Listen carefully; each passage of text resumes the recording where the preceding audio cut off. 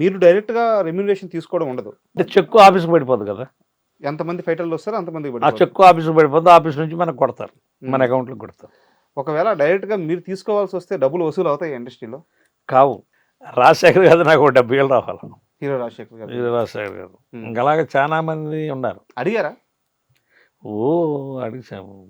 మా ఒకటి ఈయన నుంచి ఒక అసిస్టెంట్ తిరుగుతూనే ఉంటాడు, బండి వేసుకొని తిరుగుతూనే ఉంటాడు. ఓకే, ఇదిగో ఇదిగో వేస్తున్నాం, అదిగో వేస్తున్నాం, ఇదిగో వేస్తున్నాం, అదిగో వేస్తున్నాం అని చెప్పని ఎమ్మండి ఎవరు పైసలు.